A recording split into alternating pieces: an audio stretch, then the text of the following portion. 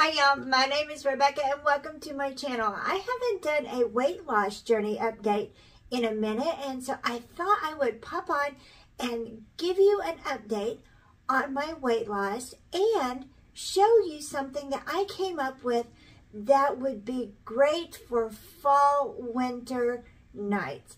Those cozy nights when you want something warm in your belly, but you don't want the calories or the carbohydrates that go with it. This recipe was born out of my mother bringing home Panera one night, and I was eating broccoli cheese soup.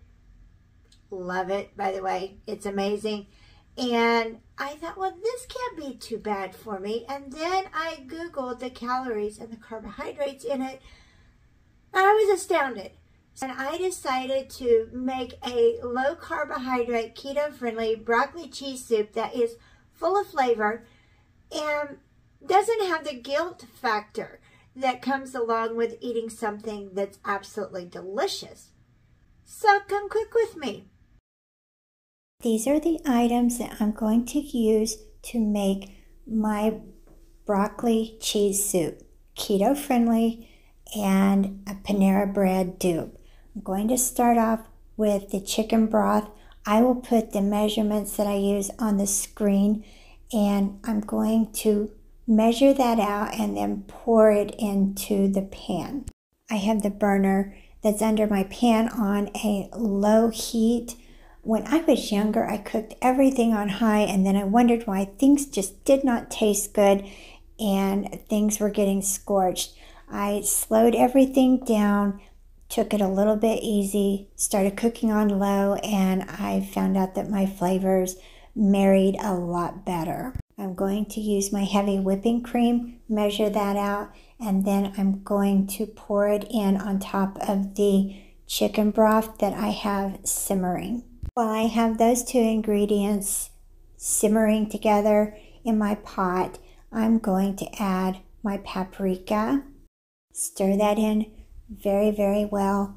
Make sure that it's all combined very good, and then I'm going to add my minced garlic. I do have a cardiac condition that has been with me from birth, and I have always been very cautious about the amount of salt that I use, and so I substitute garlic for salt oftentimes. Since I have relocated to live with my mother, I have learned to put a little bit of a dash of salt in my food so that it would be pleasing to her. But garlic will always be my go-to for a salt substitution. I'm going to add in my minced onion. That is really honestly to taste, and it's optional because I know a lot of people do not like onion. So I did include the measurement that I personally use.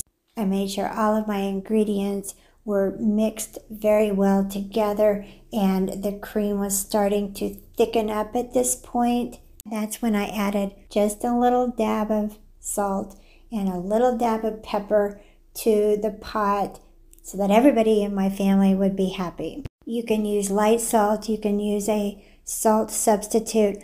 I try very hard not to use those things because I don't like to eat a lot of processed foods, and I try to eat as healthy as I possibly can.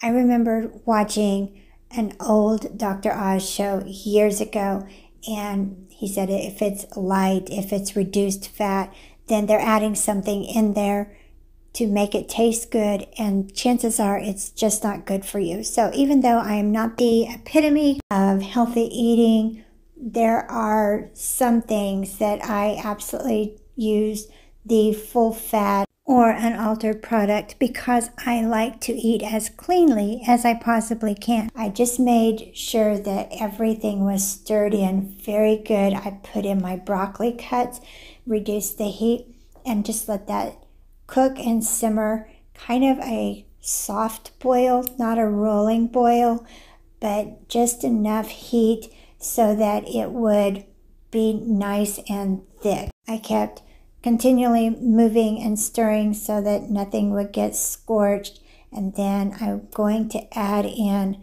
my shredded cheese.